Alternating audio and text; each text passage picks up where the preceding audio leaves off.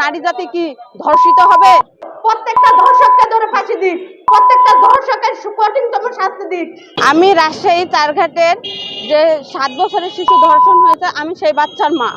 আমি সরকারের কাছে আবেদন জানাচ্ছি যাতে ধর্ষকের কঠিন থেকে কঠিনতম শাস্তি হোক।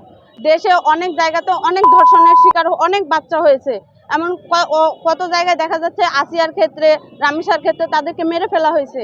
আমার সন্তানটা ভাগ্যকর্মে বেঁচে গেছে। যদি আমার সঠিক সময় যদি আমার শাশুড়ি ওই জায়গায় যে না পৌঁছাতো, হয়তো আমার বাচ্চাটাকেও ওরা মেরে ফেলতো। তখন আমার বাচ্চাটাকে নিয়েও আমার এই লড়াইটা লড়তে হতো। আমার বাচ্চাটা বেঁচে আছে তাই বলে কি সুষ্ঠু বিচার পাবে না? রামিসার আসামিরা যেরকম মৃত্যুদণ্ডের আসামি হয়েছে, আমি চাই আমার বাচ্চাকে যে ধর্ষণ করেছে দেব, ওই দেবের ফাঁসি হয়। আর 12 জুলাই যে রায়টা হয়েছে, ওই আসামির মতন যাতে খালাস না পায়। আমি আমার বাচ্চার জন্য ন্যায় বিচার চাই। সরকারের কাছে এই দাবি, আপনারা আমাকে ন্যায় বিচার দিন। টাকার কাছে যেন আইন বিক্রি না হয়ে যায়। আমার সন্তানের সুষ্ঠু বিচার কামনা করি। আর যাতে কোনো জায়গায় কোনো বাচ্চার সাথে এরকম ঘটনা না ঘটে আর সুষ্ঠু বিচার পায়, আমি এটাই আশা করি।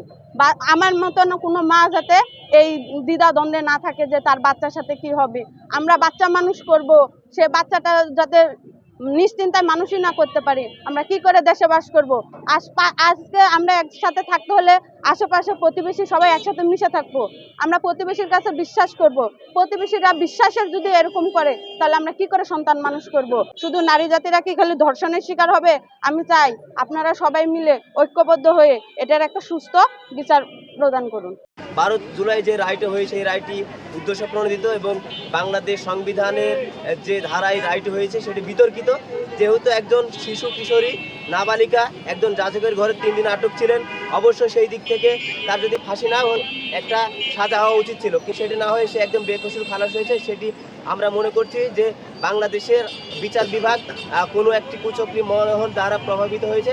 আমরা এই প্রভাবিত রায়ের জন্য আবার উচ্চ আদালতে বাদীপক্ষে যাবেন, সেই জন্য আমরা যেন উচ্চ আদালতে এটার সুষ্ঠু বিচার হয় এবং যে রায়টি হয়েছে সেই রায়টি বিতর্কিত এবং আমরা সেই রায়কে প্রতিবাদ জানিয়ে আমরা প্রত্যাখ্যান করে এখানে মানববন্ধন করছি।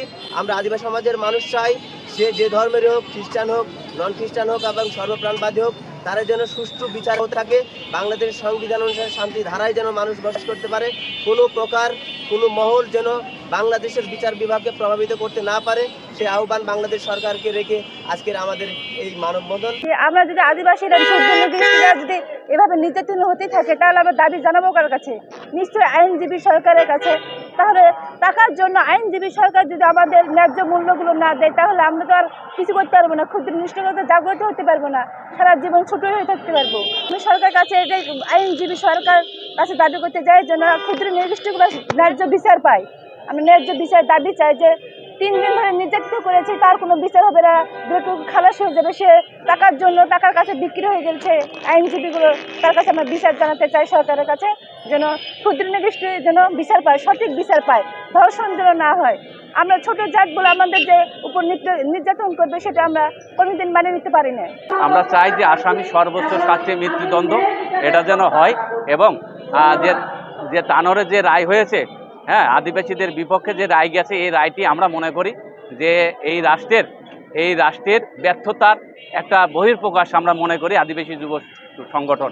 এই জন্য আমরা তাই মনে করি এত চাঞ্চল্যকর এত বড় একটা ঘটনা, এই ঘটনা কোর্ট, এই ঘটনা যারা এই রায় দিয়েছে, যারা ওখানে বিচারকের ভূমিকায় যারা ছিল, আমি মনে করি যে তারা বিক্রি হয়ে গেছে। এই রায়ের আমরা মানি না। আমরা আদিবাসী সমাজ এই রায়ের তীব্র নিন্দা প্রতিবাদ জানাই এবং আমরা আমাদের ভিকটিমকে দিয়ে আমরা আদালতে, উচ্চ আদালতে আমরা যেন সঠিক বিচার পাই সেই আশাতে আমরা লড়াই করে যাব। সেই রায় ঘোষণা হয়েছে, আমরা সবাই প্রত্যাশা করছিলাম এখানে আমরা ন্যায় বিচার পাবো, ভিকটিম ন্যায় বিচার পাবে, কিন্তু আমরা দেখেছি যে না, সেই ভিকটিম ন্যায় বিচার পায়নি।